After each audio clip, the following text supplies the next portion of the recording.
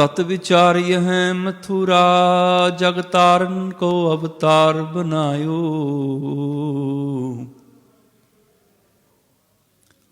जपियो जिन अर्जुन देव गुरु, फिर संकट जोन गर्भ ना आयो। सतनाम वाहिगुरु साहिब जीओ। चौथे पहरे रैन कै बनजारिया मित्रा, दिन नेड़े आया सोए। गुरमुख नाम संभाल तू बनजारिया मित्रा, तेरा दरगाह बेली होए। चौथे पहरे रैन कै बनजारिया मित्रा, दिन नेड़े आया सोए।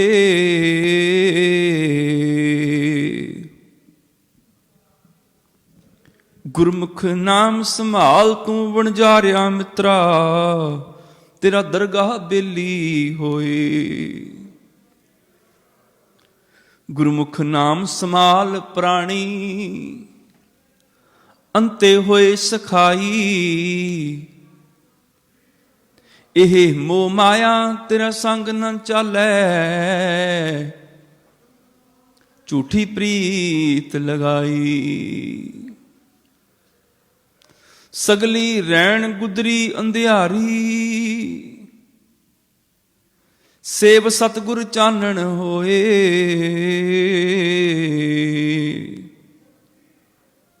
कहो नानक प्राणी चौथे पहरै, दिन नेड़े आया सोए। सगली रैन गुदरी अंधियारी, सेव सतगुर चानन होए।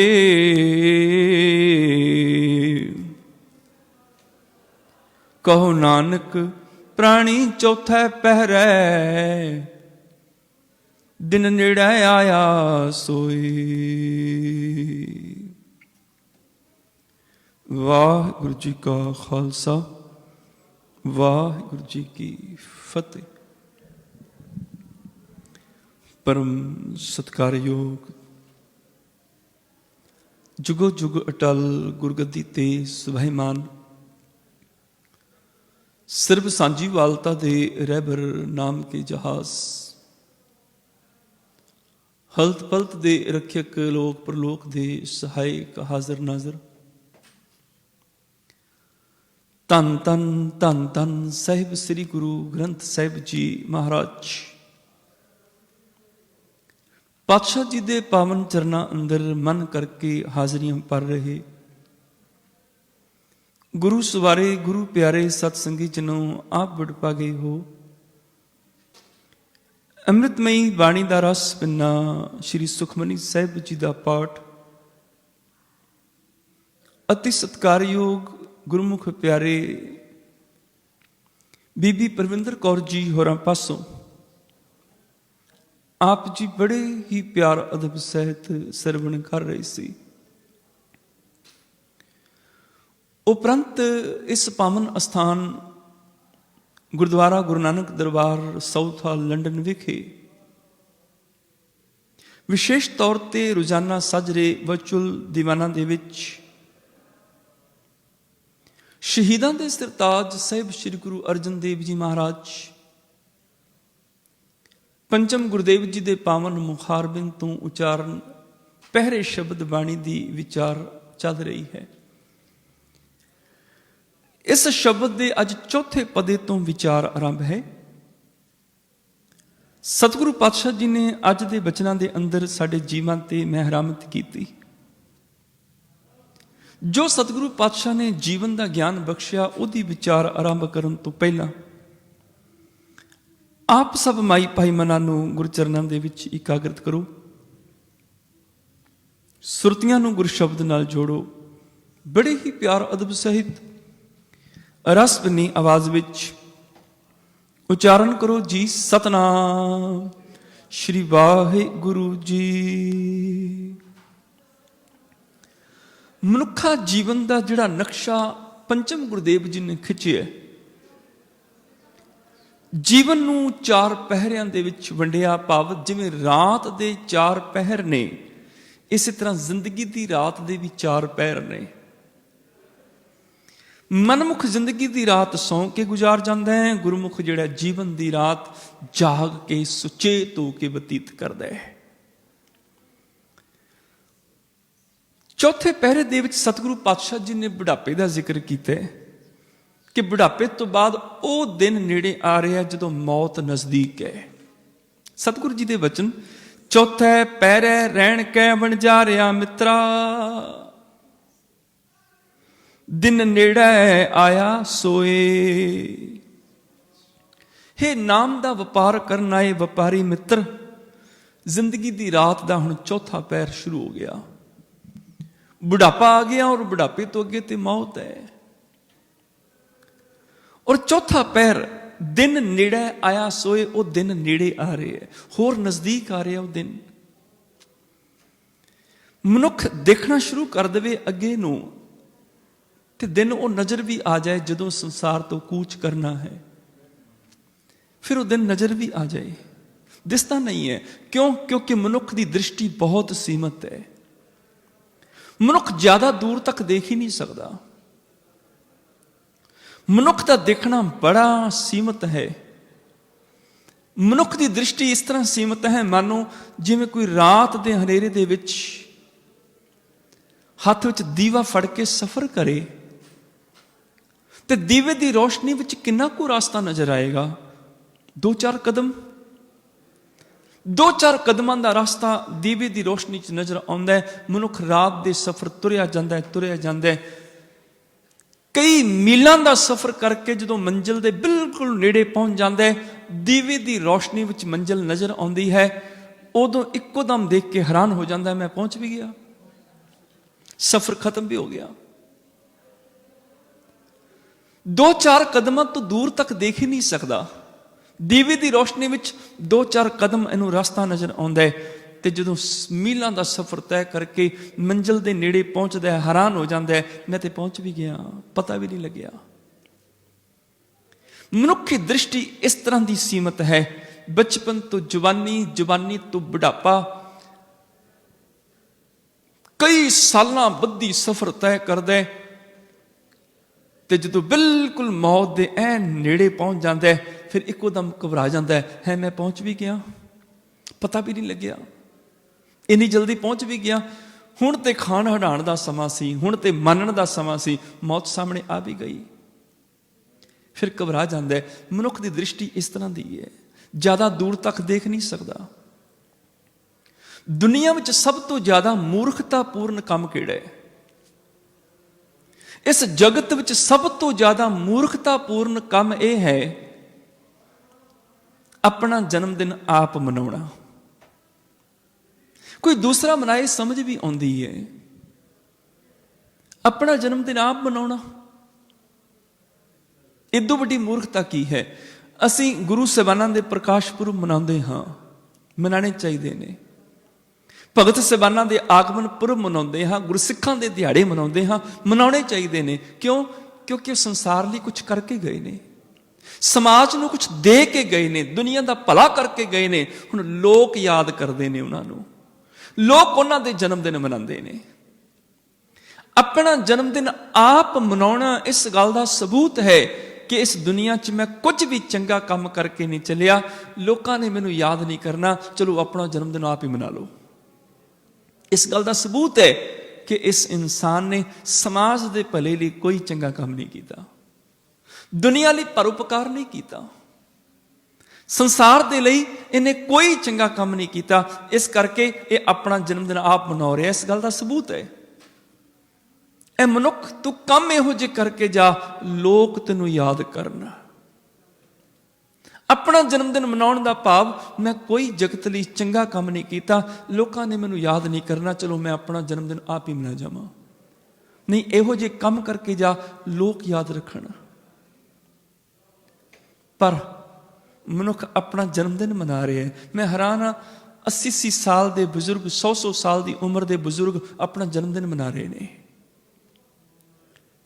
ਇਹ ਤਾਂ ਇਸ ਤਰ੍ਹਾਂ ਮੰਨੋ ਜਿਵੇਂ ਕੋਈ ਤੇਜ਼ ਰਫ਼ਤਾਰ ਕਾਰ ਚਲਾਏ ਔਰ ਸਾਹਮਣੇ ਦੇਖਣ ਦੀ ਬਜਾਏ ਪਿੱਛੇ ਦੇਖ ਕੇ ਗੱਡੀ ਚਲਾਏ। ਜਿੱਥੋਂ ਤੁਰਿਆ ਨਜ਼ਰਾਂ ਉੱਥੇ ਹੋਣ ਜਾਂ ਅੱਗੇ ਰਿਹਾ ਹੋਵੇ। ਨਹੀਂ, ਤਿਆਰੀ ਤਾਂ ਅੱਗੇ ਦੀ ਚਾਹੀਦੀ ਹੈ। ਅੱਗੇ ਦੇਖ, ਅੱਗੇ ਕੀ ਆ ਰਿਹਾ ਹੈ, ਅੱਗੇ ਦੀ ਤਿਆਰੀ ਕਰ।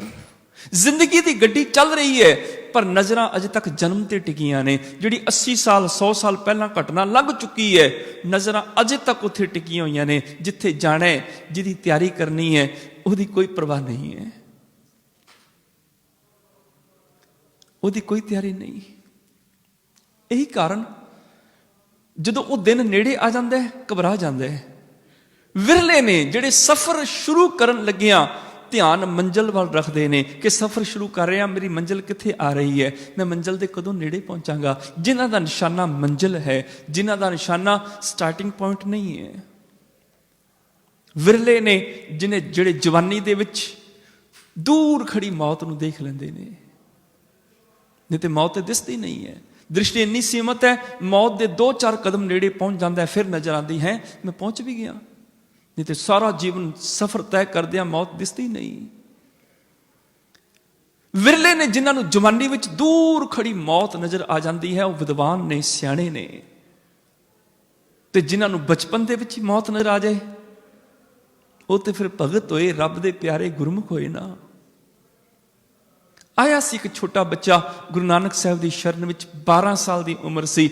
ਆਖਦਾ, ਉਹ ਬਾਬਾ, ਮੌਤ ਦਾ ਡਰ ਬੜਾ ਲੱਗਦਾ ਹੈ, ਮੌਤ ਦਾ ਭਿਆਨਕ ਚਿਹਰਾ ਮੈਨੂੰ ਡਰਾ ਰਿਹਾ ਹੈ। ਗੁਰੂ ਨਾਨਕ ਪਾਤਸ਼ਾਹ ਹੱਸ ਪਏ, ਹੇ ਬੱਚੇ, ਤੈਨੂੰ ਮੌਤ ਦਿਸਦੀ ਹੈ? ਕਹਿਣ ਲੱਗਾ, ਹਾਂ ਸਤਿਗੁਰੂ, ਮੌਤ ਮੇਰੀਆਂ ਅੱਖਾਂ ਅੱਗੇ ਨਾਚ ਕਰਦੀ ਹੈ, ਮੌਤ ਤੋਂ ਬੜਾ ਡਰ ਲੱਗਦਾ ਹੈ। 12 ਸਾਲਾਂ ਦੀ ਉਮਰ ਉਸ ਬੱਚੇ ਦੀ, ਔਰ ਕਹਿ ਰਿਹਾ ਹੈ ਕਿ ਮੈਨੂੰ ਮੌਤ ਨਜ਼ਰ ਆ ਰਹੀ ਹੈ, ਮੌਤ ਦਾ ਭਿਆਨਕ ਚਿਹਰਾ ਮੈਨੂੰ ਡਰਾ ਰਿਹਾ ਹੈ। ਗੁਰੂ ਨਾਨਕ ਪਾਤਸ਼ਾਹ ਹੱਸ ਪਏ, ਕਹਿਣ ਲੱਗੇ, ਬੱਚੇ, ਤੇਰਾ ਨਾਂ ਕੀ ਹੈ? ਕਹਿਣ ਲੱਗਾ, ਜੀ ਮੇਰਾ ਨਾਮ ਹੈ ਬੂੜਾ।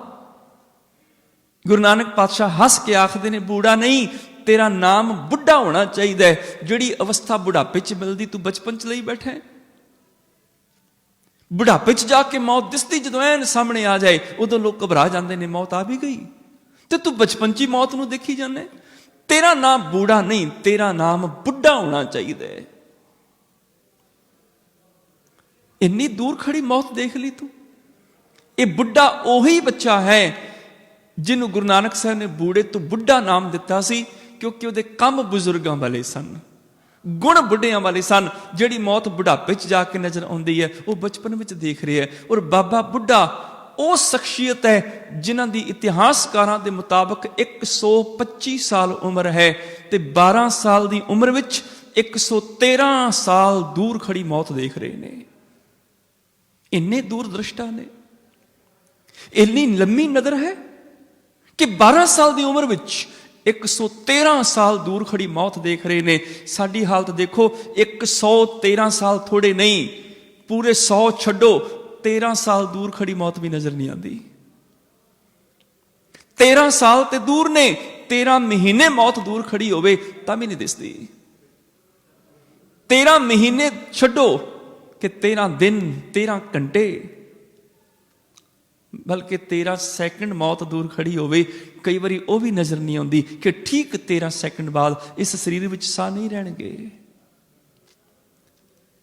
13 ਸੈਕਿੰਡ ਵੀ ਜ਼ਿਆਦਾ ਨੇ। ਇੱਕ ਖਿੰਨ ਦਾ ਨਹੀਂ ਪਤਾ ਹੁੰਦਾ ਕਿ ਅਗਲੇ ਖਿੰਨ ਇਸ ਸਰੀਰ 'ਚ ਸਾਹ ਨਹੀਂ ਰਹਿਣਾ, ਅਗਲੇ ਪਲ ਦਾ ਨਹੀਂ ਪਤਾ। ਇੰਨੀ ਅਗਿਆਨਤਾ ਦੀ ਨੀਂਦ ਵਿੱਚ ਆ, ਦੂਰ ਦ੍ਰਿਸ਼ਟਾ ਕਿੱਥੇ? ਹਾਂ, ਮੌਤ ਤੇ ਯਾਦ ਹੀ ਨਹੀਂ ਕਿ ਆਉਣੀ ਹੈ। ਅਗਲੇ ਪਲ, ਅਗਲੇ ਸਾਹ ਵੀ ਆ ਸਕਦੀ ਹੈ। ਇੱਕ ਮਾਚਸ ਦੀ ਤੀਲੀ ਨੂੰ ਤੋੜੋ, ਉਹ ਵੀ ਆਵਾਜ਼ ਕਰਦੀ ਵੀ ਕੁਝ ਟੁੱਟਿਆ ਹੈ, ਪਰ ਜਦੋਂ 6 ਫੁੱਟੀ ਲਟੈਨ ਟੁੱਟਦੀ ਹੈ, ਕਈ ਵਾਰੀ ਆਵਾਜ਼ ਵੀ ਨਹੀਂ ਕਰਦੀ। ਹੁਣੇ ਤੇ ਕੁਰਸੀ ਤੇ ਬੈਠਾ ਚਾਹ ਪੀਂਦਾ ਸੀ, ਹੁਣੇ ਕੀ ਹੋ ਗਿਆ? ਚੰਗਾ ਭਲਾ ਰਾਤ ਸੁੱਤਾ, ਸਵੇਰੇ ਉੱਠੇ ਹੀ ਨਹੀਂ ਜੀ। ਅਗਲੇ ਪਲ ਦਾ ਨਹੀਂ ਪਤਾ। ਬੁਰਕੀ ਤੋੜੀ, ਸਬਜ਼ੀ ਚ ਡਬੋਈ, ਮੂੰਹ ਚ ਪਾਈ, ਬੜੀ ਆਸ ਹੈ ਖਾਣ ਦੀ, ਪਤਾ ਨਹੀਂ ਬੁਰਕੀ ਨੇ ਅੰਦਰ ਜਾਣਾ ਨਹੀਂ ਜਾਣਾ, ਸਾਹ ਨਿਕਲ ਜਾਣੇ ਨੇ। 2 ਮਹੀਨੇ ਲਾ ਕੇ ਸ਼ਾਪਿੰਗ ਕਰਦਾ ਰਿਹਾ, ਸਮਾਨ ਇਕੱਠਾ ਕੀਤਾ, 2 ਵੱਡੇ ਟੈਚੀ ਭਰ ਲਏ। ਕਿੱਥੇ ਚੱਲੇ? ਕਹਿਣ ਲੱਗਾ, ਮੈਂ ਪੂਰੀ ਧਰਤੀ ਦਾ ਚੱਕਰ ਲਾ ਕੇ ਘਰ ਮੁੜਾਂਗਾ। ਘਰੋਂ ਤੁਰਨ ਲੱਗਿਆ, ਇੱਕ ਪੈਰ 'ਚ ਜੁੱਤੀ ਪਾਈ, ਦੂਸਰੀ ਪੈਰ 'ਚ ਜੁੱਤੀ ਪਾਣੀ ਨਹੀਂ ਪਾਣੀ, ਸਾਹ ਨਿਕਲ ਜਾਣੇ ਨੇ। ਕੀ ਪਤਾ ਹੈ? ਦੇਸ ਕਮਾਵਨ ਧਨ ਜੋਰਨ ਕੀ ਮਨਸਾ, ਵਿੱਚੇ ਨਿਕਸੇ ਸਾਸ, ਸਾਹ ਵਿੱਚੇ ਨਿਕਲ ਜਾਂਦੇ ਨੇ। ਜਿਹੜੀ ਘਟਨਾ ਆਉਣੀ ਉਹਦਾ ਧਿਆਨ ਨਹੀਂ ਦੇ ਰਿਹਾ। ਸਾਨੂੰ ਤੇ ਇੱਕ ਸੈਕਿੰਡ ਦਾ ਵੀ ਨਹੀਂ ਪਤਾ ਲੱਗਦਾ ਕਿ ਅਗਲੇ ਪਲ ਮੌਤ ਆਣੀ ਹੈ, ਯਾਦ ਹੀ ਨਹੀਂ। ਬਾਬਾ ਬੁੱਢਾ 113 ਸਾਲ ਦੂਰ ਖੜੀ ਮੌਤ ਦੇਖ ਰਹੇ ਨੇ। ਗੁਰੂ ਨਾਨਕ ਪਾਤਸ਼ਾਹ ਨੇ ਕਿਹਾ ਸੀ, ਬੱਚਿਆ ਤੇਰਾ ਨਾਮ ਬੂੜਾ ਨਹੀਂ ਬੁੱਢਾ ਹੋਣਾ ਚਾਹੀਦਾ ਹੈ। ਜਿਹੜੀ ਅਵਸਥਾ ਬੁਢਾਪੇ 'ਚ ਮਿਲਦੀ ਤੂੰ ਬਚਪਨ 'ਚ ਲਈ ਬੈਠਾ ਹੈ। ਮੌਤ ਨਜ਼ਰ ਆਉਂਦੀ ਬੁਢਾਪੇ 'ਚ। ਨਾ ਤੇ ਬੁੱਢਾ ਪਰ ਤੂੰ ਬਜ਼ੁਰਗੀ ਵਾਲਾ ਬਣ ਜਾ ਹੁਣ ਤੂੰ, ਕਿਉਂਕਿ ਬੁੱਢਾ ਹੋਣਾ ਵੀ ਆਸਾਨ ਹੈ। ਬੁੱਢਾ ਹੋਣ ਵਾਸਤੇ ਕੋਈ ਮਿਹਨਤ ਨਹੀਂ ਲੱਗਦੀ, ਸਮਾਂ ਆਪਣੇ ਆਪ ਹੀ ਜਵਾਨ ਨੂੰ ਬੁੱਢਾ ਕਰ ਦਿੰਦਾ ਹੈ। ਕਰ ਫਰਮਾਇਸ਼ ਖਾਇਆ ਵੇਖ ਮਹਿਲਤ ਮਰਨ ਵਿਸਾਰਿਆ, ਜਰ ਆਈ ਜੋਬਨ ਹਾਰਿਆ। ਜਦੋਂ ਬੁਢਾਪਾ ਆਉਂਦਾ ਜਵਾਨੀ ਹਾਰ ਜਾਂਦਾ, ਬੁਢਾਪਾ ਤੇ ਵੈਸੇ ਹੀ ਆ ਜਾਂਦਾ। ਬੁੱਢੇ ਤਾਂ ਹਰ ਮਨੁੱਖ ਹੋ ਸਕਦਾ ਹੈ, ਸਵਾਦ ਤਾਂ ਜੇ ਕੋਈ ਬਜ਼ੁਰਗ ਹੋ ਜਾਏ। ਬੁੱਢੇ ਹੋਣ ਤੇ ਬਜ਼ੁਰਗ ਹੋਣ 'ਚ ਫਰਕ ਹੈ। ਬਜ਼ੁਰਗੀ ਸਾਲਾਂ ਦਾ ਨਾਮ ਨਹੀਂ ਕਿ ਇੰਨੇ ਸਾਲ ਇਹਦੀ ਉਮਰ ਹੋ ਗਈ ਹੁਣ ਬਜ਼ੁਰਗ ਹੋ ਗਿਆ, ਨਹੀਂ। ਬਜ਼ੁਰਗੀ ਦਾ ਸੰਬੰਧ ਅਕਲ ਦੇ ਨਾਲ ਹੈ, ਸਿਆਣਪ ਨਾਲ ਹੈ। ਬਜ਼ੁਰਗੀ ਵਾਹ ਅਕਲਸਤ ਨਾ ਕਿ ਬਾਸਾਲ, ਤਵੰਗਰੀ ਬਾਦਿਲਸਤ ਨਾ ਕਿ ਬਾਮਾਲ। ਬਜ਼ੁਰਗੀ ਵਾਹ ਅਕਲਸਤ ਨਾ ਕਿ ਬਾਸਾਲ। ਸਾਲ ਜ਼ਿਆਦਾ ਹੋਣ ਨਾਲ ਬਜ਼ੁਰਗੀ ਨਹੀਂ ਆਉਂਦੀ, ਬਜ਼ੁਰਗੀ ਅਕਲ ਦੇ ਨਾਲ ਆਉਂਦੀ ਹੈ। ਬਜ਼ੁਰਗੀ ਵਾਹ ਅਕਲਸਤ ਨਾ ਕਿ ਬਾਸਾਲ, ਤਵੰਗਰੀ ਬਾਦਿਲਸਤ ਨਾ ਕਿ ਬਾਮਾਲ। ਬੁਢਾਪੇ ਦਾ ਸੰਬੰਧ ਸਾਲਾਂ ਨਾਲ ਹੋ ਸਕਦਾ ਹੈ, ਬਜ਼ੁਰਗੀ ਦਾ ਸੰਬੰਧ ਸਾਲਾਂ ਦੇ ਨਾਲ ਨਹੀਂ, ਬਜ਼ੁਰਗੀ ਦਾ ਸੰਬੰਧ ਅਕਲ ਨਾਲ ਹੈ। ਐਸੇ ਵੀ ਲੋਕ ਦੇਖੇ ਨੇ 80 ਸਾਲ ਦੀ ਉਮਰ ਵਿੱਚ ਅਜੇ ਬੱਚੇ ਹੀ ਨੇ। ਕਈ ਵਾਰੀ ਉਹਨਾਂ ਜ਼ਿਆਦਾ ਉਮਰ ਦੇ ਲੋਕਾਂ 'ਚ ਬੈਠੋ ਨਾ, ਉਹਨਾਂ ਦੀ ਗੱਲਬਾਤ ਸੁਣੋ, ਉਹ ਆਪਸ 'ਚ ਗੱਲਾਂ ਇਸ ਤਰ੍ਹਾਂ ਕਰ ਰਹੇ ਹੁੰਦੇ ਨੇ। ਮੈਂ ਬੜੇ ਧਿਆਨ ਨਾਲ ਸੁਣਦਾ ਕਈ ਵਾਰੀ, ਜਦੋਂ ਜ਼ਿਆਦਾ ਉਮਰ ਦੇ 80 ਸਾਲ ਦੇ ਲੋਕ ਇਕੱਠੇ ਬੈਠੇ ਹੋਣ, ਮੈਂ ਧਿਆਨ ਨਾਲ ਉਹਨਾਂ ਦੀਆਂ ਗੱਲਾਂ ਸੁਣਦਾ। ਇਸ ਤਰ੍ਹਾਂ ਲੱਗਦਾ ਜੇ ਬਹੁਤ ਬੱਚੇ ਨੇ। ਉਮਰ ਦੇ ਨਾਲ ਬਜ਼ੁਰਗੀ ਨਹੀਂ ਆਉਂਦੀ, ਬੁਢਾਪਾ ਆ ਜਾਂਦਾ ਹੈ। ਅਜੇ ਤੱਕ ਗੱਲਾਂ ਕਰ ਰਹੇ ਨੇ ਕਿ ਫਲਾਣਾ ਮਕਾਨ ਬਣਾ ਲਿਆ, ਇੰਨਾ ਬੈਂਕ ਬੈਲੈਂਸ ਇਕੱਠਾ ਹੋ ਗਿਆ, ਧੀਆਂ ਪੁੱਤਰ ਵਿਆਹ ਦਿੱਤੇ ਨੇ, ਕਬੀਲਦਾਰੀ ਭੁਗਤਾਈ ਹੈ ਮੈਂ ਜੀ, ਮੈਂ ਆਹ ਕਰ ਦਿੱਤਾ, ਮੈਂ ਉਹ ਕਰ ਦਿੱਤਾ, ਮੈਂ ਇੰਨੀ ਜ਼ਮੀਨ ਜੋੜੀ, ਇੰਨਾ ਪੈਸਾ ਜੋੜਿਆ। ਪਰ ਧਰਮ ਦੀ ਦੁਨੀਆ ਦੇ ਵਿੱਚ ਅਜੇ ਮੈਚਿਓਰ ਨਹੀਂ ਹੋਏ। ਅਜੇ ਤੱਕ ਇਹ ਸਵਾਲ ਨਹੀਂ ਪੈਦਾ ਹੋਇਆ ਕਿ ਮੈਂ ਕੌਣ ਹਾਂ। ਉਮਰ ਤੇ ਪੂਰੀ ਲੰਘ ਗਈ, ਅਜੇ ਤੱਕ ਇਹ ਨਹੀਂ ਪਤਾ ਲੱਗਿਆ ਮੈਂ ਕੌਣ ਹਾਂ। ਵੱਡੇ ਸਾਰੇ ਲਿਵਿੰਗ ਰੂਮ 'ਚ ਬੈਠਾ ਹੋਇਆ, ਵੱਡੇ ਸਾਰੇ ਸੋਫੇ ਉੱਪਰ ਬੈਠਾ ਹੋਇਆ, ਹੱਥ 'ਚ ਰਿਮੋਟ, ਵੱਡਾ ਸਾਰਾ ਟੀਵੀ, ਪਲਾਜ਼ਮਾ, LED ਦੇਖ ਰਿਹਾ, ਟੇਬਲ ਦੇ ਉੱਪਰ ਤਰ੍ਹਾਂ ਤਰ੍ਹਾਂ ਦੇ ਲਜ਼ੀਜ਼ ਪਕਵਾਨ ਸਜੇ ਨੇ।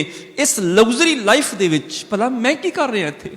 ਇਸ ਸਮਾਨ ਵਿੱਚ ਬੈਠਾ ਮੈਂ ਕੀ ਕਰ ਰਿਹਾ? ਮੇਰਾ ਆਉਣ ਦਾ ਕੀ ਮਕਸਦ ਹੈ? ਅਜੇ ਤੱਕ ਇਹ ਸਵਾਲ ਨਹੀਂ ਪੈਦਾ ਹੋਇਆ, ਮੈਂ ਕੌਣ ਹਾਂ, ਮੇਰਾ ਆਉਣ ਦਾ ਮਕਸਦ, ਮੈਂ ਕਿੱਥੇ ਜਾਣਾ, ਵਸਲ ਕੀ ਹੈ, ਮਿਲਾਪ ਕੀ ਹੈ, ਵਿਛੋੜਾ ਕੀ ਹੈ, ਪ੍ਰਭੂ ਕੀ ਹੈ, ਆਤਮਾ ਕੀ ਹੈ, ਮੈਂ ਕੀ ਹਾਂ, ਮੇਰਾ ਮਕਸਦ ਕੀ ਹੈ?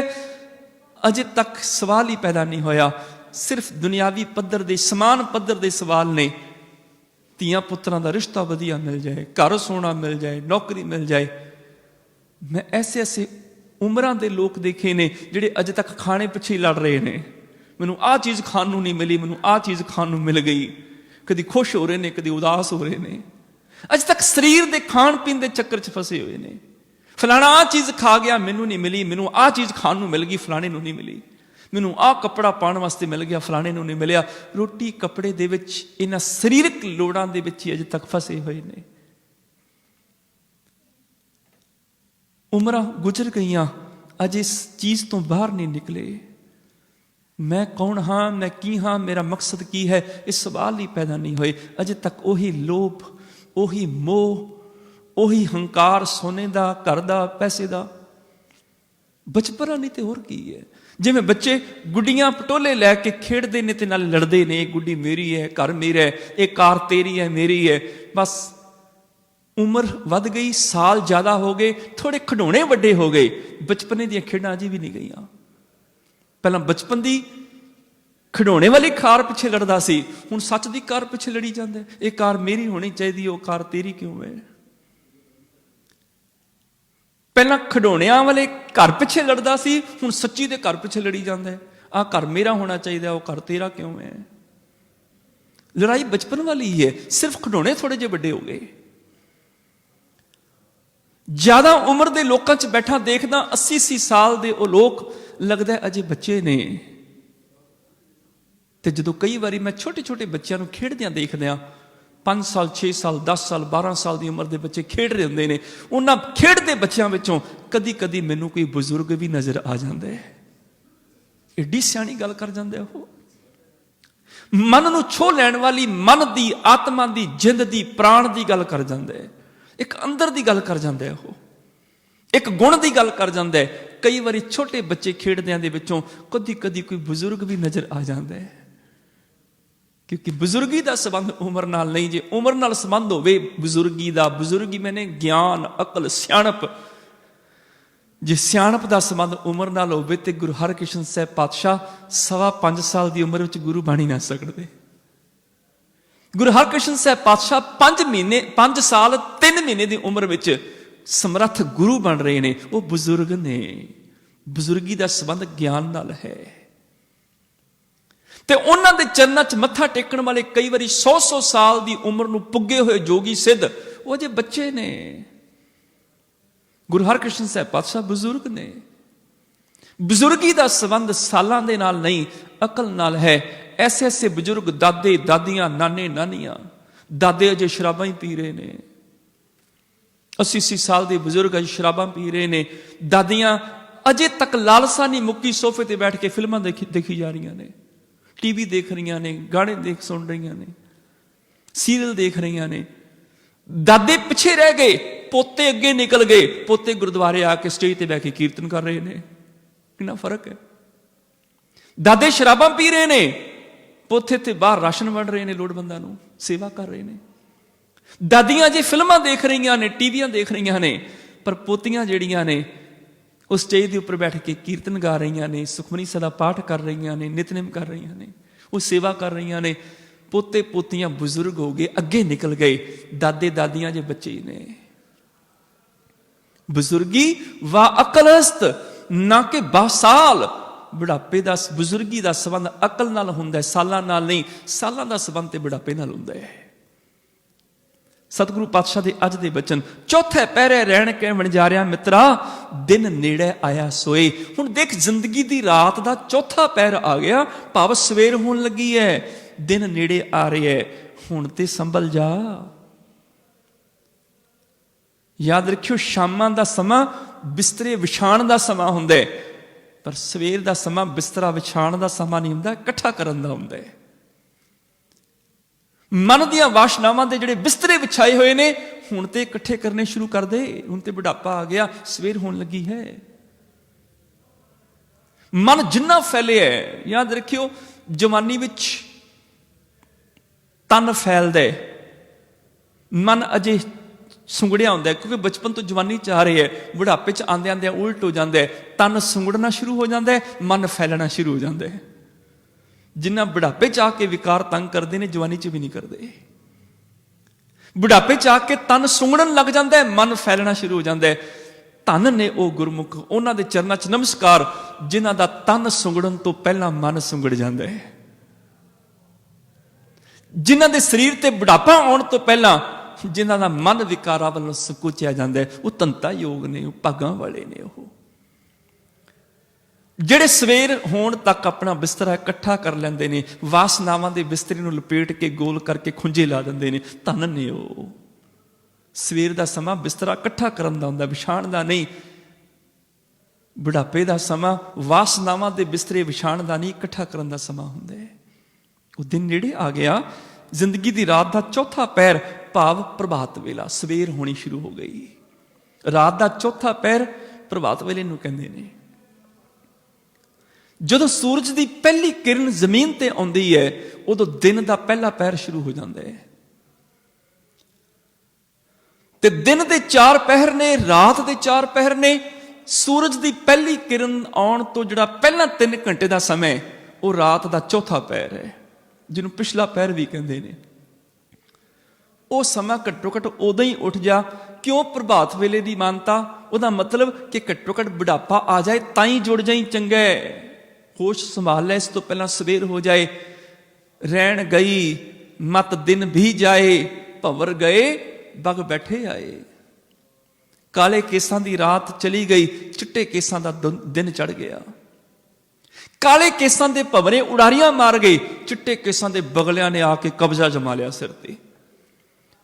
ਹੁਣ ਡਰ ਨਾਲ ਜਿੰਦ ਕੰਬਦੀ, ਮੈਂ ਕੀ ਕਰਾਂ, ਥਰਹਰ ਕੰਪੈ ਬਾਲਾ ਜੀਓ, ਨਾ ਜਾਨੋ ਕਿਆ ਕਰਸੀ ਪੀਓ। ਰਹਿਣ ਗਈ ਮਤ ਦਿਨ ਵੀ ਜਾਏ, ਭੰਵਰ ਗਏ ਬਗ ਬੈਠੇ ਆਏ। ਕਾਚੈ ਕਰਵੈ ਰਹਿ ਨਾ ਪਾਣੀ, ਕੱਚੇ ਘੜੇ 'ਚ ਕਿੰਨਾ ਕੁ ਚਿਰ ਪਾਣੀ ਟਿਕੇਗਾ, ਹੁਣ ਤੇ ਘੜਾ ਟੁੱਟਣਾ ਹੀ ਹੈ ਨਾ। ਕਾਚੈ ਕਰਵੈ ਰਹਿ ਨਾ ਪਾਣੀ, ਹੰਸ ਚੱਲਿਆ ਕਾਇਆ ਕੁਮਲਾਨੀ। ਕੁਆਰ ਕੰਨਿਆ ਜੈਸੇ ਕਰਤ ਸ਼ਿੰਗਾਰਾ, ਕਿਉ ਰਲੀਆਂ ਮਾਨੇ ਬਾਜ ਪਤਾਰਾ। ਕਾਗ ਉਡਾਵਤ ਪੁਜਾ ਪਿਰਾਨੀ, ਕਹਿ ਕਬੀਰ ਇਹ ਕਥਾ ਸਿਰਾਨੀ। ਹੁਣ ਤੇ ਕਾਂ ਉਡਾਉਂਦਿਆਂ, ਘਰੇਲੂ ਜ਼ਿੰਮੇਵਾਰੀਆਂ ਪੁਗਾਉਂਦਿਆਂ ਬਾਂਹ ਵੀ ਪੀੜ ਕਰਨ ਲੱਗ ਪਈ। ਜ਼ਿੰਦਗੀ ਦੀ ਆ ਕਥਾ ਹੈ, ਜ਼ਿੰਦਗੀ ਦੀ ਆ ਕਹਾਣੀ ਹੈ। ਚੌਥੇ ਪਹਿਰੇ ਰਹਿਣ ਕੇ ਵਣਜਾਰਿਆ ਮਿੱਤਰਾ, ਦਿਨ ਨੇੜੇ ਆਇਆ ਸੋਏ। ਹੁਣ ਬੁਢਾਪੇ ਦੀ ਅਵਸਥਾ ਵਿੱਚ ਮੌਤ ਦਾ ਦਿਨ ਨੇੜੇ ਆਉਣਾ ਸ਼ੁਰੂ ਹੋ ਗਿਆ। ਇਸ ਚੌਥੇ ਪਹਿਰ ਦੇ ਵਿੱਚ ਜੀਵ ਨੂੰ ਹੁਣ ਤੂੰ ਕਹਿ ਕੇ ਸੰਬੋਧਨ ਕੀਤਾ ਵੀ ਤੂੰ ਕਰ ਹੁਣ ਕੁਛ। ਉੱਪਰਲੇ 3 ਪਹਿਰਿਆਂ ਵਿੱਚ ਸਿਰਫ ਜੀਵ ਦਾ ਜ਼ਿਕਰ ਕੀਤਾ ਕਿ ਜੀਵ ਦਾ ਪਹਿਲਾ ਪਹਿਰ ਇਸ ਤਰ੍ਹਾਂ ਹੁੰਦਾ, ਦੂਸਰਾ ਇਸ ਤਰ੍ਹਾਂ, ਤੀਸਰਾ ਇਸ ਤਰ੍ਹਾਂ। ਹੁਣ ਮਨੁੱਖ ਨੂੰ ਸਿੱਧਾ ਸੰਬੋਧਨ ਕਰ ਰਹੇ ਨੇ ਕਿ ਮਨਾ ਦੇਖੀ ਤੇਰਾ ਵੀ ਚੌਥਾ ਪਹਿਰ ਨਾ ਲੰਘ ਜਾਏ, ਅਜੇ ਵੀ ਉਹਦੀ ਯਾਦ ਵਿੱਚ ਜੁੜ ਜਾ, ਅਜੇ ਵੀ ਜੀਵਨ ਸਾਂਭ ਲੈ। ਗੁਰਮੁਖ ਨਾਮ ਸੰਭਾਲ ਤੂੰ ਵਣਜਾਰਿਆ ਮਿੱਤਰਾ, ਤੇਰਾ ਦਰਗਾਹ ਬੇਲੀ ਹੋਏ। ਦੂਸਰੀ ਤੁਕ ਚੌਥੇ ਪਹਿਰ ਦੇ ਬੰਦ ਦੀ, ਗੁਰੂ ਵਾਲਾ ਬਣ ਕੇ ਪ੍ਰਭੂ ਦੇ ਨਾਮ ਨੂੰ ਸੰਭਾਲ। ਅਜੂ ਕੱਛ ਬਿਗੜਿਓ ਨਹੀਂ ਜੋ ਪ੍ਰਭ ਗੁਣ ਗਾਵੇ। ਅਜੇ ਵੀ ਕੁਛ ਨਹੀਂ ਬਿਗੜਿਆ। ਬੁਢਾਪਾ ਆ ਗਿਆ, ਕੋਈ ਫਰਕ ਨਹੀਂ ਪੈਂਦਾ, ਘੱਟੋ ਘੱਟ ਬਜ਼ੁਰਗੀ ਆ ਜਾਏ, ਅਕਲ ਆ ਜਾਏ। ਗੁਰੂ ਵਾਲਾ ਹੋ ਕੇ ਪ੍ਰਭੂ ਦੇ ਨਾਮ ਨੂੰ ਸੰਭਾਲ, ਰੱਬੀ ਗੁਣਾਂ ਨੂੰ ਸੰਭਾਲ। ਤੂੰ ਵਪਾਰ ਕਰਨਾ ਹੈ ਵਪਾਰੀ ਮਿੱਤਰ, ਗੁਰਮੁਖ ਨਾਮ ਸੰਭਾਲ ਤੂੰ ਵਣਜਾਰਿਆ ਮਿੱਤਰਾ। ਤੇਰਾ ਦਰਗਾਹ ਬੇਲੀ ਹੋਏ, ਮਾਲਕ ਦੇ ਘਰ ਤੇਰੇ ਇਹ ਗੁਣ ਸਾਥ ਦੇਣਗੇ। ਰੱਬੀ ਧਰਮ ਦੇ ਵਿੱਚ, ਰੱਬੀ ਨਿਆਂ ਦੇ ਵਿੱਚ ਇਹਨਾਂ ਗੁਣਾਂ ਨੇ ਹੀ ਤੇਰੇ ਜੀਵਨ ਨੂੰ ਸਫਲ ਕਰਨਾ ਹੈ। ਮਾਲਕ ਦੀ ਦਰਗਾਹ ਕਿੱਥੇ ਹੈ? ਦਰਗਾਹ ਮੈਨੇ ਜਿੱਥੇ ਉਹਦਾ ਦਰਬਾਰ, ਜਿੱਥੇ ਰੱਬ ਬੈਠਦਾ ਉਹ ਉਹਦਾ ਦਰਬਾਰ ਹੈ, ਉਹਦੀ ਦਰਗਾਹ ਹੈ। ਤੇ ਰੱਬ ਕਿੱਥੇ ਬੈਠਦਾ? ਰੱਬ ਤੇ ਹਰ ਹਿਰਦੇ 'ਚ ਹੀ ਬੈਠਾ ਹੋਇਆ ਹੈ।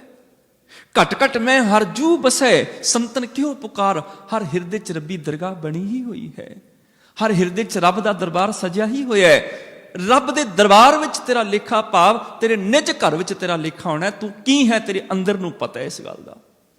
ਤੇਰੇ ਅੰਦਰ ਹੀ ਇਹ ਫੈਸਲਾ ਹੋ ਜਾਣਾ ਤੂੰ ਕੀ ਹੈ, ਕਿਹੜੇ ਗੁਣ ਨੇ, ਕਿਹੜੇ ਔਗਣ ਨੇ। ਤੇਰੀ ਦਰਗਾਹ ਵਿੱਚ, ਰੱਬ ਦੀ ਦਰਗਾਹ ਤੇਰੇ ਹਿਰਦੇ ਦੇ ਵਿੱਚ, ਤੇਰੇ ਹਿਰਦੇ ਦੀ ਸੇਜ ਤੇ ਪ੍ਰਭੂ ਸਜਿਆ ਬੈਠਾ ਹੈ। ਬਸ ਉੱਥੇ ਫੈਸਲਾ ਹੋਣਾ ਤੇਰੇ ਅੰਦਰ ਕੀ ਹੈ। ਅੰਦਰ ਦੇ ਫੈਸਲੇ ਨੇ ਗੁਣ ਔਗਣ ਤੇਰੇ ਪ੍ਰਗਟ ਕਰਨੇ ਨੇ। ਗੁਰਮੁਖ ਨਾਮ ਸੰਭਾਲ ਪ੍ਰਾਣੀ, ਅੰਤੇ ਹੋਈ ਸਿਖਾਈ। ਗੁਰੂ ਵਾਲਾ ਬਣ ਕੇ ਪ੍ਰਭੂ ਦੇ ਨਾਮ ਨੂੰ ਚੇਤੇ ਕਰ ਰਹੇ ਪ੍ਰਾਣੀ। ਬਸ ਆਹੀ ਤੇ ਸਾਥੀ ਹੈ। ਧਨ ਦੌਲਤ ਜ਼ਮੀਨ ਜਾਇਦਾਦ ਤੇ ਧੀਆਂ ਪੁੱਤਰ ਖੋਹ ਲੈਣਗੇ, ਭਲਾ ਸੱਚ ਵੀ ਕਦੀ ਕੋਈ ਖੋਹ ਸਕਿਆ? ਇਮਾਨਦਾਰੀ ਵੀ ਕਦੀ ਕੋਈ ਖੋਹ ਸਕਦਾ ਹੈ? ਸੇਵਾ ਸਿਮਰਨ ਸਾਧਨਾ ਕੋਈ ਖੋਹ ਸਕਦਾ ਹੈ? ਇਹ ਗੁਣ ਨਹੀਂ ਤੇਰੇ ਖੋਏ ਜਾਣੇ, ਇਹਨਾਂ ਨੇ ਨਾਲ ਰਹਿਣੇ। ਇਹਨਾਂ ਗੁਣਾਂ ਤੋਂ ਬਿਨਾਂ ਹਰ ਚੀਜ਼ ਖੁੱਸ ਜਾਂਦੀ ਹੈ। ਬਜ਼ੁਰਗ ਮਰਦਾ, ਧੀਆਂ ਪੁੱਤਰ ਲੜਦੇ ਨੇ ਕਿ ਬਾਪੂ ਦਾ ਕਿੰਨਾ ਬੈਲੈਂਸ ਹੈ ਔਰ ਕਿੰਨਾ ਸਾਨੂੰ ਹਿੱਸਾ ਮਿਲਣਾ ਉਹਦੇ ਵਿੱਚੋਂ। ਬਜ਼ੁਰਗ ਦੇ ਕਿੰਨੇ ਘਰ ਨੇ, ਕਿਹੜਾ ਘਰ ਮੇਰੇ ਨਾਲ ਲੱਗੇਗਾ, ਕਿਹੜਾ ਘਰ ਦੂਜੇ ਭਰਾ ਦੇ ਨਾਲ ਲੱਗੇਗਾ। ਬਾਪੂ ਦੀ ਇੰਨੀ ਜ਼ਮੀਨ ਹੈ, ਕਿਹਦੇ ਹਿੱਸੇ ਕਿੰਨੀ ਜ਼ਮੀਨ ਆਏਗੀ। ਪਹਿਲਾਂ ਫੈਸਲਾ ਹੋ ਜਾਏ, ਬਾਪੂ ਦਾ ਇਸ਼ਨਾਨ ਬਾਅਦ ਚੋਂ ਕਰਾਵਾਂਗੇ, ਸੰਸਕਾਰ ਬਾਅਦ ਚ ਕਰਾਂਗੇ। ਪਹਿਲਾਂ ਇਸ ਗੱਲ ਦਾ ਫੈਸਲਾ ਹੋ ਜਾਏ, ਬਾਪੂ ਦੀ ਜਾਇਦਾਦ ਵਿੱਚੋਂ ਕਿਹਨੂੰ ਕਿਹਨੂੰ ਕਿੰਨਾ ਕਿੰਨਾ ਹਿੱਸਾ ਮਿਲਣਾ ਹੈ। ਸਾਰਾ ਕੁਝ ਖੋਹ ਲੈਂਦੇ ਨੇ ਧੀਆਂ ਪੁੱਤਰ। ਪਰ ਕਦੀ ਧੀਆਂ ਪੁੱਤਰਾਂ 'ਚ ਇਸ ਗੱਲ ਦੀ ਲੜਾਈ ਹੋਈ ਕਿ ਬਾਪੂ ਨੇ ਬੜੀ ਬਾਣੀ ਦਾ ਪਾਠ ਕੀਤਾ, ਪੱਕਾ ਨਿਤਨੇਮੀ ਸੀ, ਸੇਵਾ ਰੋਜ਼ ਕਰਦਾ ਸੀ, ਚੱਲ ਬਾਪੂ ਦਾ ਨਿਤਨੇਮ ਤੂੰ ਰੱਖ ਲੈ, ਸੇਵਾ ਮੈਂ ਰੱਖ ਲੈਣਾ। ਕਦੀ ਹੋਇਆ? ਉਹ ਨਹੀਂ ਕੋਈ ਖੋਹ ਸਕਦਾ। ਬਜ਼ੁਰਗ ਸੱਚ ਬੋਲਦਾ ਸੀ, ਸਾਰੀ ਜ਼ਿੰਦਗੀ ਇਮਾਨਦਾਰੀ ਦੀ ਕਮਾਈ ਉਹਨੇ ਕੀਤੀ। ਬਾਪੂ ਦੀ ਇਮਾਨਦਾਰੀ ਮੈਂ ਰੱਖ ਲੈਣਾ, ਬਾਪੂ ਦੀ ਸੱਚਾਈ ਤੂੰ ਰੱਖ ਲੈ। ਕਦੀ ਹੋਇਆ? ਰੱਬੀ ਨਾਮ, ਰੱਬੀ ਗੁਣਾ ਤੋਂ ਬਿਨਾਂ ਹਰ ਚੀਜ਼ ਖੋਹ ਲਈ ਜਾਂਦੀ ਹੈ। ਵੈਸਾਖ ਧੀਰਨ ਕਿਉਂ ਬਟਿਆ, ਜਿਨਾ ਪ੍ਰੇਮ ਵਿਛੋ। ਹਰ ਸਾਜਨ ਪੁਰਖ ਵਿਸਾਰ ਕੈ, ਲੱਗੀ ਮਾਇਆ ਧੋ। ਪੁੱਤਰ ਕਲੱਤਰ ਨਾ ਸੰਗ ਧਨਾ, ਹਰ ਅਵਨਾਸ਼ੀ ਓ। ਪਲਚ ਪਲਚ ਸਗਲੀ ਮੁਈ, ਝੂਠੇ ਧੰਦੇ ਮੋਹ। इकस हर के नाम बिन अग्गे लईए खो। नाम तो बिना हर चीज खो ली जाती है, होर कोई चीज नाल नहीं लिपदी। यही अज दे बचन कि प्रभु का नाम रब्बी गुण ये साथी बनते ने। गुरमुख नाम संभाल प्राणी अंते होए सिखाई। हे प्राणी जीव, प्रभु के नाम नू गुरु वाला बन के संभाल ले। बस इन्हां गुणा ने तेरा साथ देने। हर चीज खो ली जाती है पर रब्बी गुण खोए नहीं जाते। ये मोह माया तेरे संग ना चले, झूठी प्रीत लगाई। इस माया दे मोह ने पकड़ ने तेरे नाल नहीं जाना, इत्थे रह जाना है। क्यों तू झूठा प्यार पा के बैठा है। सगली रैन गुदरी अंधियारी। जिंदगी दी सारी रात अज्ञानता दे हनेरे च गुजर गई। अजे भी सांभ ले। सेव सतगुरु चानण होए। गुरु वाला हो जा, गुरु दे गुण धारण कर ले, तेरी जिंदगी विच ज्ञान दा प्रकाश हो जाएगा। देखो जीवन दे विच बुढ़ापा आ गया, गुरु तां भी उपदेश कर रहा है, घबरा ना, अजू कछ बिगड़ियो नहीं जो प्रभु गुण गावे। अजे भी कुछ नहीं बिगड़िया, पर इस सिद्धांत नूं समझ लियो। भगत कबीर जी ने एक श्लोक किया सी अपनी बाणी विच, कबीर काली जिनी ना रावियो धोली रावै कोई, कर साईं सो पिरड़ी रंग नवेला होए। कि जिन्हें काले केसां वेले रब नूं चेते नहीं कीता, उन्हें चिट्टे केसां वेले की याद करने। जिन्हें सारी जवानी रब नूं भुलाई रखिया, उन्होंने बुढ़ापे च कित्थे रब चेते आउणे। बुढ़ापे विच ते जवानी दे धन दौलत पदार्थां दीयां दौड़ां ही याद आउणगीਆਂ। इन्नी दौड़ भज की, इन्नी मेहनत की, इन्नी कमाई की, इन्ना जोड़िया, यही कुछ ही याद आने, होर की याद आएगा। इस करके जिन्हें काले केसां वेले जवानी वेले प्रभु चेते नहीं किया, बुढ़ापे च नूं कित्थे रब याद आउणे। कबीर काली जिनी ना रावियो धोली रावै कोई, कर साईं सो पिरहड़ी रंग नवेला होए। साईं नाल प्रेम पा लै। इस तो ठीक अगला श्लोक है गुरु अमरदास साहिब जी का। गुरु अमरदास पातशाह आखते ने, भगत कबीर गल बिल्कुल दुरुस्त है। जिन्हें जवानी च रब चेते नहीं किया, बुढ़ापे च कित्थों चेते आउणा है। पर जे मनुख दे अंदर तांग होवे ना, तो बुढ़ापे च भी दात लै सकदा है। गुरु अमरदास पातशाह आखते ने, मेरा अपना तजर्बा है, मैं 60 साल की उम्र च गुरु के दर ते आया सी। जे तांग होवे, इच्छा होवे, फिर मालक बुढ़ापे च भी मेहर की दृष्टि कर दिंदा है, उदों भी दात झोली पा दिंदा है। फरीदा काली धोली साहिब सदा है। गुरु अमरदास साहिब जी का बचन महला तीजा, काली धोली साहिब सदा है, जे को चित करे अपना लाया पिरम ना लगे, जे लोचै सब कोई ये पिरम प्याला खसम का, जय भावै तैंदे। ये तो मालक की दात है, जिहदे उपर कृपा करदे उन्होंने दात दे दिंदा है। उहदे हथ विच है, उहदी दात है। बुढ़ापे च भी जे तांग होवे, रब बख्शिश कर देवे ते दात झोली पा दिंदा है। इस तो बाद फिर एक होर सिद्धांत सामने आया।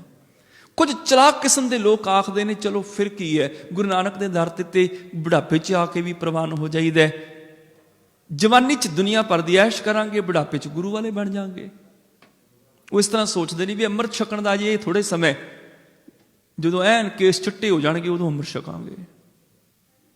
हुण सच बोलना पैना है, ईमानदारी की जिंदगी जीनी पैनी है। जिते कम करदा समय जिन्ना मर्जी झूठ बोलो, बेईमानी की कमाई करो, गरीब का हक मारो, बुढ़ापे च जाके सिख बन जाएंगे, अमृत छक लांगे।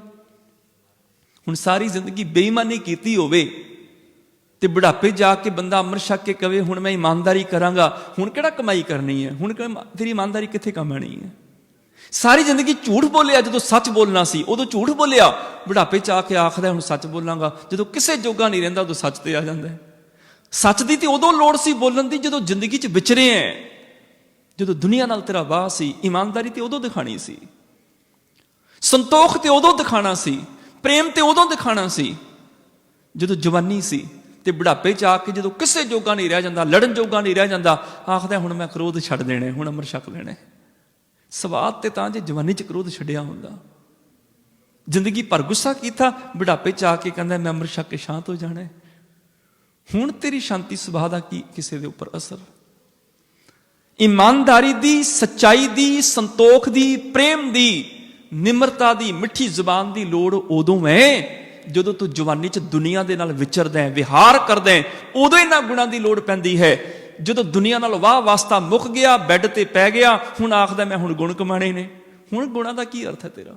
ਇਹ ਚਲਾਕੀਆਂ ਨੇ। ਤਾਂ ਹੀ ਭਾਈ ਗੁਰਦਾਸ ਜੀ ਨੇ ਫਿਰ ਇੱਕ ਪੌੜੀ ਕਹੀ, ਕਹਿਣ ਲੱਗੇ ਜੇ ਕੋਈ ਇਹ ਸੋਚੇ ਨਾ ਕਿ ਗੁਰੂ ਨਾਨਕ ਦੇ ਕਰਤੇ ਤੇ ਬੁਢਾਪੇ 'ਚ ਵੀ ਪ੍ਰਵਾਨ ਹੋ ਜਾਈਦਾ, ਚਲੋ ਬੁਢਾਪੇ ਵਾਰੀ ਗੁਰੂ ਵਾਲੇ ਬਣ ਜਾਣਗੇ। ਤੇ ਭਾਈ ਸਾਹਿਬ ਜੀ ਨੇ 3-4 ਉਦਾਹਰਨਾਂ ਦਿੱਤੀਆਂ। ਕਹਿਣ ਲੱਗੇ ਕੋਈ ਬੰਦਾ ਖਜੂਰ ਤੋਂ ਡਿੱਗ ਕੇ ਬਚ ਜਾਏ ਤੇ ਦੂਸਰਾ ਬੰਦਾ ਕਦੇ ਵੀ ਫਲਾਣਾ ਖਜੂਰ ਤੋਂ ਡਿੱਗਿਆ ਸੀ ਪਰ ਬਚ ਗਿਆ ਸੀ, ਤੇ ਦੂਜਾ ਬੰਦਾ ਖਜੂਰ ਤੇ ਚੜ ਕੇ ਛਾਲਾ ਮਾਰੀ ਜਾਏ, ਹੁਣ ਉਹ ਥੋੜੇ ਬਚੇਗਾ। ਜੇ ਇੱਕ ਬਚ ਗਿਆ ਤੇ ਇਹਦਾ ਮਤਲਬ ਥੋੜੇ ਵੀ ਸਾਰੇ ਹੁਣ ਖਜੂਰ ਤੇ ਚੜ ਕੇ ਛਾਲਾ ਮਾਰੀ ਜਾਣ। ਮੰਨੋ ਕੋਈ ਉਜਾੜ ਵਿੱਚੋਂ, ਜੰਗਲ ਵਿੱਚੋਂ ਲੰਘ ਕੇ ਦੂਜੇ ਪਾਰ ਚਲਾ ਗਿਆ ਤੇ ਦੂਜਾ ਬੰਦਾ ਕਵੇ ਕਾਹਨੂੰ ਵਧੀਆ ਰਸਤੇ ਤੋਂ ਜਾਣਾ, ਆਪਾਂ ਵੀ ਜੰਗਲ ਚੋਂ ਹੀ ਜਾਈਏ। ਜ਼ਰੂਰੀ ਥੋੜ੍ਹੇ ਵੀ ਉਹ ਵੀ ਜੰਗਲੀ ਜਾਨਵਰਾਂ ਤੋਂ ਬਚ ਕੇ ਨਿਕਲ ਜਾਏ, ਜ਼ਰੂਰੀ ਥੋੜ੍ਹੇ ਹੈ। ਮੰਨ ਲਓ ਕਿਸੇ ਆਦਮੀ ਨੂੰ ਸੱਪ ਡੰਗ ਮਾਰ ਦੇ, ਸੱਪ ਦਾ ਡੰਗਿਆ ਆਦਮੀ ਬਚ ਜਾਏ, ਹੁਣ ਇਹਦਾ ਮਤਲਬ ਇਹ ਥੋੜੇ ਕਿ ਸਾਰੀ ਦੁਨੀਆ ਸੱਪ ਫੜ ਕੇ ਸੱਪ ਦੇ ਮੂੰਹ 'ਚ ਉਂਗਲਾਂ ਦੇਈ ਜਾਏ ਕਿ ਫਲਾਣਾ ਬਚ ਗਿਆ ਸੀ, ਅਸੀਂ ਵੀ ਬਚ ਜਾਵਾਂਗੇ। ਕੋਈ ਮੰਨੋ ਦਰਿਆ 'ਚ ਛਾਲ ਮਾਰ ਕੇ ਤੇਜ਼ ਪਾਣੀ ਦੇ ਵਹਾਅ 'ਚੋਂ ਤੈਰ ਕੇ ਪਾਰ ਨਿਕਲ ਜਾਏ, ਇਹਦਾ ਮਤਲਬ ਇਹ ਥੋੜੇ ਕਿ ਸਾਰੀ ਦੁਨੀਆ ਹੁਣ ਦਰਿਆ 'ਚ ਛਾਲਾ ਮਾਰੀ ਜਾਏ, ਪੁੱਲ ਵਾਲਾ ਰਸਤਾ ਛੱਡ ਕੇ ਦਰਿਆ ਦੇ ਵਿੱਚੋਂ ਲੰਘਣਾ ਚਾਹੇ। ਜੇ ਕੋਈ ਬੁਢਾਪੇ 'ਚ ਆ ਕੇ ਪ੍ਰਭੂ ਦੀ ਰਹਿਮਤ ਦਾ ਪਾਤਰ ਬਣ ਗਏ ਤੇ ਇਹ ਚਲਾਕੀ ਨਹੀਂ ਚੱਲਣੀ ਕਿ ਮੈਂ ਜਵਾਨੀ 'ਚ ਸਾਰੇ ਪਾਪ ਕਰਾਂਗਾ, ਬੁਢਾਪੇ 'ਚ ਜਾ ਕੇ ਗੁਰੂ ਵਾਲਾ ਬਣ ਜਾਵਾਂਗਾ। ਗੁਰੂ ਅਮਰਦਾਸ ਸਾਹਿਬ ਤੇ 60 ਸਾਲ ਦੀ ਉਮਰ 'ਚ ਸਿੱਖ ਬਣੇ ਸੀ, ਮੈਂ ਵੀ 60 ਸਾਲ ਦੀ ਉਮਰ 'ਚ ਬਣ ਜਾਵਾਂਗਾ। ਇਹ ਚਲਾਕੀ ਹੈ। ਭਾਈ ਗੁਰਦਾਸ ਜੀ ਨੇ ਬਚਨ ਕੀਤਾ, ਪੈ ਖਜੂਰੀ ਜੀਵੀ ਹੈ, ਚੜ ਖਜੂਰੀ ਚੜੋ ਨਾ ਕੋਈ। ਜੇ ਕੋਈ ਖਜੂਰ ਤੋਂ ਡਿੱਗ ਕੇ ਬਚ ਜਾਏ ਤੇ ਤੁਸੀਂ ਨਾ ਖਜੂਰ ਤੋਂ ਚੜ ਕੇ ਛਾਲਾ ਮਾਰੀ ਜਾਓ, ਜ਼ਰੂਰੀ ਨਹੀਂ ਵੀ ਸਾਰੇ ਬਚਦੇ ਹੋਣ। ਚੜ ਪੈ ਖਜੂਰੀ ਜੀਵੀ ਹੈ, ਚੜ ਖਜੂਰੀ ਚੜੋ ਨਾ ਕੋਈ। ਉੱਜੜ ਪਿਆ ਨਾ ਮਾਰੀਐ, ਉੱਜੜ ਰਾਹ ਨਾ ਚੰਗਾ ਹੋਈ। ਕੋਈ ਜੰਗਲ ਦੇ ਰਸਤੇ 'ਚ ਨਿਕਲ ਕੇ ਬਚ ਜਾਏ, ਇਹਦਾ ਮਤਲਬ ਇਹ ਨਹੀਂ ਤੂੰ ਵਧੀਆ ਰਸਤਾ ਛੱਡ ਕੇ ਜੰਗਲ 'ਚ ਹੀ ਜਾਏ। ਜੇ ਸੱਪ ਖਾਦਾ ਉਬਰੈ, ਸੱਪ ਨਾ ਫੜੀਐ, ਅੰਤ ਵਿਗੋਈ। ਜੇ ਕੋਈ ਸੱਪ ਦਾ ਡੰਗਿਆ ਬਚ ਜਾਏ, ਇਹਦਾ ਮਤਲਬ ਇਹ ਨਹੀਂ ਕਿ ਤੂੰ ਵੀ ਸੱਪ ਨੂੰ ਫੜ ਕੇ ਸੱਪ ਦੇ ਮੂੰਹ 'ਚ ਉਂਗਲੀਆਂ ਦੇਈ ਜਾਏ ਕਿ ਸ਼ਾਇਦ ਮੈਂ ਵੀ ਬਚ ਜਾਵਾਂਗਾ। ਵੈਣ ਵਹੰਦਾ ਨਿਕਲੇ ਵਿਣ ਤੁਲਹੇ, ਡੁੱਬ ਮਰੇ ਭੁਲੋਈ। ਜੇ ਕੋਈ ਵਗਦੇ ਦਰਿਆ 'ਚੋਂ ਬਚ ਕੇ ਨਿਕਲ ਜਾਏ, ਇਹਦਾ ਮਤਲਬ ਇਹ ਨਹੀਂ ਕਿ ਤੂੰ ਪੁੱਲ ਵਾਲਾ ਰਸਤਾ ਛੱਡ ਕੇ ਤੂੰ ਵੀ ਦਰਿਆ 'ਚ ਹੀ ਛਾਲ ਮਾਰੇ। ਪਤਿਤ ਉਦਾਹਰਨ ਆਖੀ ਹੈ, ਵਿਰਤੀ ਹਾਣ ਜਾਣ ਜਣੋਈ। ਕੋਈ ਸ਼ੱਕ ਨਹੀਂ ਮਾਲਕ ਪਤਿਤ ਉਦਾਹਰਨ ਹੈ, ਪਾਪੀਆਂ ਨੂੰ ਪਵਿੱਤਰ ਕਰ ਦਿੰਦਾ ਹੈ। ਵਿਰਤੀ ਹਾਣ ਜਾਣ ਜਣੋਈ, ਤੂੰ ਜਾਣ ਬੁੱਝ ਕੇ ਆਪਣੀ ਬਿਰਤੀ ਖਰਾਬ ਕਰਕੇ ਪਾਪ ਕਰੇ ਕਿ ਉਹ ਤੇ ਪਤਿਤ ਪਾਵਨ ਹੈ, ਉਹ ਤੇ ਪਾਪੀਆਂ ਨੂੰ ਪਵਿੱਤਰ ਕਰਦਾ ਹੈ। ਤੇ ਪਤਿਤ ਪਾਵਨ ਸਮਝ ਕੇ ਤੂੰ ਜਾਣ ਬੁੱਝ ਕੇ ਪਾਪ ਕਰੇ, ਫਿਰ ਨਹੀਂ ਬਖਸ਼ਿਆ ਜਾਣਾ। ਪਤਿਤ ਉਦਾਹਰਨ ਆਖੀ ਹੈ, ਵਿਰਤੀ ਹਾਣ ਜਾਣ ਜਣੋਈ। ਗੁਰਮਤਿ ਦੂਜਾ ਭਾਉ ਹੈ, ਦੁਰਮਤ ਦਰਗਾ ਲਹਿ ਨਾ ਠੋਈ। ਭਾਉ ਭਗਤ ਗੁਰਮਤ ਹੈ, ਦੁਰਮਤ ਦਰਗਾ ਲਹਿ ਨਾ ਢੋਈ। ਪ੍ਰੇਮ ਵਾਲਾ ਪ੍ਰਵਾਨ ਹੋ ਜਾਂਦਾ ਹੈ, ਭੈੜੀ ਮੱਤ ਵਾਲਾ ਚਲਾਕੀਆਂ ਖੇਡਣ ਵਾਲਾ ਪ੍ਰਵਾਨ ਨਹੀਂ ਹੁੰਦਾ। ਅੰਤ ਕਮਾਣਾ ਹੋਏ ਸਥੋਈ। ਜਿਹੜੇ ਜਾਣ ਬੁੱਝ ਕੇ ਪਾਪ ਕਰਦੇ ਆ ਉਹਦਾ ਫਲ ਭੋਗਣਾ ਪੈਂਦਾ ਹੈ, ਉਹ ਨਹੀਂ ਬਖਸ਼ੇ ਜਾਂਦੇ। ਸਗਲੀ ਰਹਿਣ ਗੁਦਰੀ ਅੰਧਿਆਰੀ, ਜ਼ਿੰਦਗੀ ਦੀ ਸਾਰੀ ਰਾਤ ਅਗਿਆਨਤਾ ਦੇ ਹਨੇਰੇ 'ਚ ਗੁਜ਼ਰ ਗਈ। ਸੇਵ ਸਤਿਗੁਰ ਚਾਨਣ ਹੋਏ। ਗੁਰੂ ਨੂੰ ਸੇਵ ਲਈ, ਗੁਰੂ ਵਾਲਾ ਹੋ ਜਾਈ, ਤੇਰੇ ਆਤਮਿਕ ਜੀਵਨ 'ਚ ਪ੍ਰਕਾਸ਼ ਪੈਦਾ ਹੋ ਜਾਏਗਾ। ਸੇਵ ਸਤਿਗੁਰ ਚਾਨਣ ਹੋਏ, ਗਿਆਨ ਦਾ ਪ੍ਰਕਾਸ਼ ਹੋਏਗਾ। ਕਹੋ ਨਾਨਕ ਪ੍ਰਾਣੀ ਚੌਥੇ ਪਹਿਰੇ। ਸੱਚਮੁੱਚ ਜਿਨ੍ਹਾਂ ਨੇ ਪ੍ਰੇਮ ਦੇ ਨਾਲ ਗੁਰੂ ਦੇ ਦਰ ਤੇ ਆਪਣੇ ਆਪ ਨੂੰ ਭੇਟ ਕੀਤਾ, ਉਸ ਪ੍ਰੇਮ ਦੇ ਸਾਹਮਣੇ ਗੁਰੂ ਨੇ ਫਿਰ ਉਮਰ ਨੂੰ ਨਹੀਂ ਦੇਖਿਆ। ਗੁਰੂ ਅਮਰਦਾਸ ਪਾਤਸ਼ਾਹ ਸਾਡੇ ਸਾਹਮਣੇ ਉਦਾਹਰਨ ਹਨ। 60 ਸਾਲ ਦੀ ਉਮਰ ਹੋ ਚੁੱਕੀ ਹੈ ਔਰ ਅੱਜ ਸਾਰੀ ਰਾਤ ਸੁੱਤੇ ਨਹੀਂ ਸਨ। ਕਿਉਂ? ਸਫ਼ਰ ਤੋਂ ਆਏ ਸਨ ਵਾਪਿਸ, ਤੀਰਥ ਯਾਤਰਾ ਕਰਕੇ ਆਏ ਸਨ, ਪਰ ਮਨ ਬੜਾ ਬੇਚੈਨ ਸੀ। ਕਈ ਸਾਲਾਂ ਤੋਂ ਤੀਰਥ ਯਾਤਰਾ ਕਰ ਰਹੇ ਸਨ, ਤੀਰਥਾਂ ਤੇ ਜਾ ਕੇ ਦਾਨ ਪੁੰਨ ਕਰ ਰਹੇ ਸਨ। ਕਈ ਸਾਲਾਂ ਦੀ ਯਾਤਰਾ ਔਰ ਅੱਜ ਫਿਰ ਯਾਤਰਾ ਕਰਕੇ ਵਾਪਸ ਆਏ। ਮਨ ਬੜਾ ਬੇਚੈਨ ਹੈ, ਉਦਾਸੀ ਹੈ, ਸਾਰੀ ਰਾਤ ਸੁੱਤੇ ਨਹੀਂ। ਅੰਮ੍ਰਿਤ ਵੇਲੇ ਘਰੋਂ ਉੱਠ ਕੇ ਬਾਹਰ ਆਏ, ਬਾਹਰ ਗਲੀ 'ਚ ਟਹਿਲਣ ਲੱਗ ਪਏ, ਸੈਰ ਕਰਨ ਲੱਗ ਪਏ।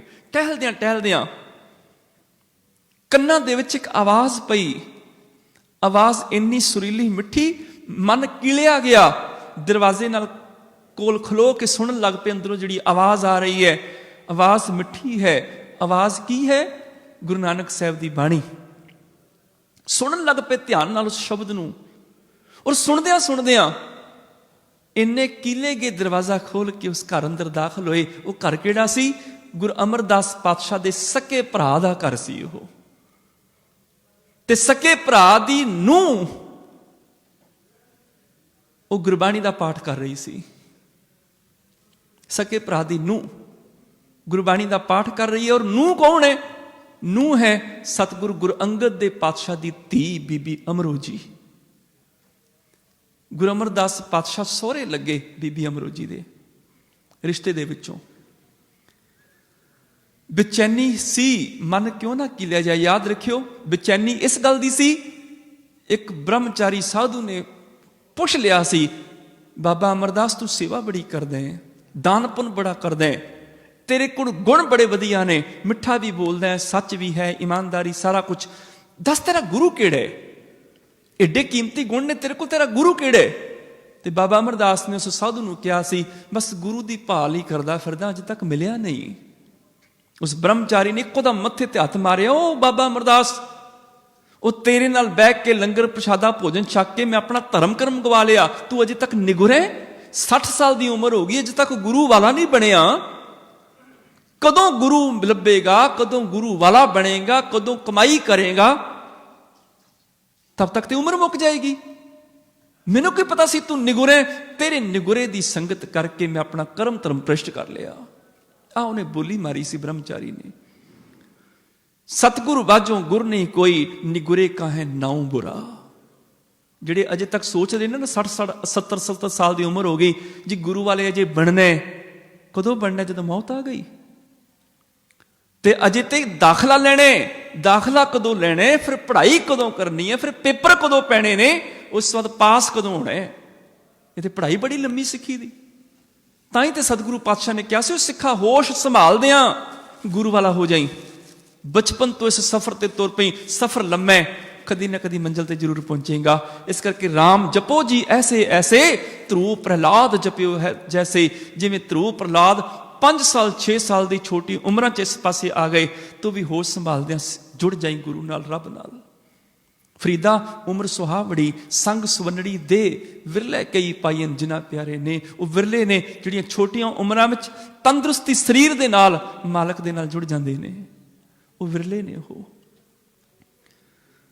ਉਦੋਂ ਉਸ ਬ੍ਰਹਮਚਾਰੀ ਨੇ ਕਿਹਾ ਸੀ, 60 ਸਾਲ ਦੀ ਉਮਰ ਹੋ ਗਈ, ਅਜੇ ਤੱਕ ਗੁਰੂ ਵਾਲਾ ਹੀ ਨਹੀਂ ਬਣਿਆ, ਕਦੋਂ ਗੁਰੂ ਵਾਲਾ ਬਣੇਗਾ, ਕਦੋਂ ਗੁਰੂ ਦਾ ਹੁਕਮ ਕਮਾਏਗਾ, ਕਦੋਂ ਪ੍ਰਵਾਨ ਚੜੇਗਾ?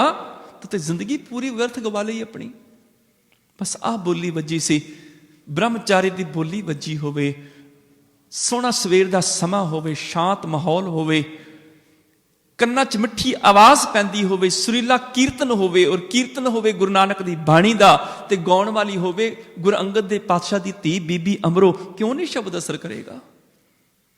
ਬੀਬੀ ਅਮਰੋ ਜੀ ਸ਼ਬਦ ਪੜ੍ਹ ਰਹੇ ਸਨ ਮਾਰੂ ਰਾਗ ਦਾ। ਮਾਰੂ ਮਹਿਲਾ ਪਹਿਲਾ, ਕਰਨੀ ਕਾਗਦ ਮਨ ਮਸਵਾਣੀ, ਬੁਰਾ ਭਲਾ ਦੋਏ ਲੇਖ ਪਏ, ਜਿਉਂ ਜਿਉਂ ਕਿਰਤ ਚਲਾਏ ਤਿਉਂ ਚਲੀਐ, ਤਉ ਗੁਣ ਨਾਹੀ ਅੰਤ ਹਰੇ, ਚਿਤ ਚੇਤਸ ਕੀ ਨਹੀਂ ਬਾਵਰਿਆ, ਹਰ ਬਿਸਰਤ ਤੇਰੇ ਗੁਣ ਗਲਿਆ ਰਹਾਓ, ਜਾਲੀ ਰਹਿਣ ਜਾਲ ਦਿਨ ਹੁਆ, ਜੇਤੀ ਘੜੀ ਫਾਹੀ ਤੇਤੀ, ਰਸ ਰਸ ਚੋਗ ਚੁਗੈ ਨਿਤ ਫਾਸੈ, ਛੂਟ ਸਮੂੜੇ ਕਮਣ ਗੁਣੀ, ਕਾਇਆ ਆਰਣ ਮਨ ਵਿੱਚ ਲੋਹਾ, ਪੰਚ ਅਗਨ ਤਿਤ ਲਾਗ ਰਹੀ, ਕੋਇਲੇ ਪਾਪ ਪੜੇ ਤਿਸ ਉਪਰ, ਮਨ ਜਲਿਆ ਸੰਨੀ ਚਿੰਤ ਪਈ, ਮਨ ਮੇਰਾ ਵੀ ਸੜਿਆ।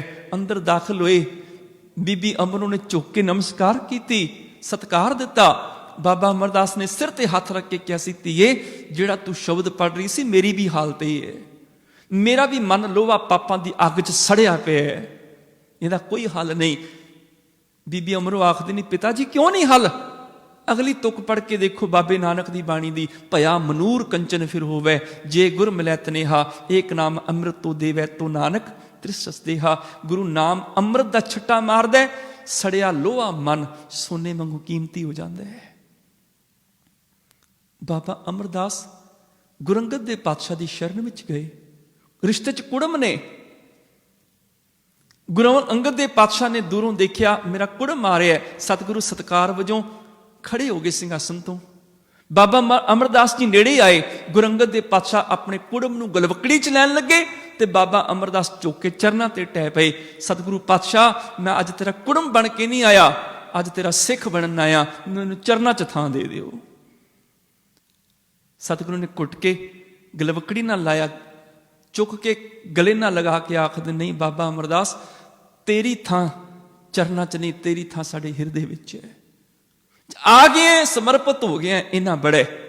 ਯਾਦ ਰੱਖਿਓ, ਕੁੜਮ ਨੇ ਬਾਬਾ ਅਮਰਦਾਸ ਆਪਣੇ ਕੁੜਮ ਗੁਰੂ ਅੰਗਦ ਦੇ ਪਾਤਸ਼ਾਹ ਨੂੰ ਗੁਰੂ ਬਣਾ ਕੇ ਆਪ ਸਿੱਖ ਬਣ ਕੇ ਗੁਰੂ ਦੇ ਗਿਆਨ ਨੂੰ ਹਾਸਲ ਕਰਨਾ ਸ਼ੁਰੂ ਕਰ ਦਿੱਤਾ। ਸੱਚਮੁੱਚ ਅਜੂ ਕੱਛ ਬਿਗੜਿਓ ਨਹੀਂ ਜੋ ਪ੍ਰਭ ਗੁਣ ਗਾਵੇ।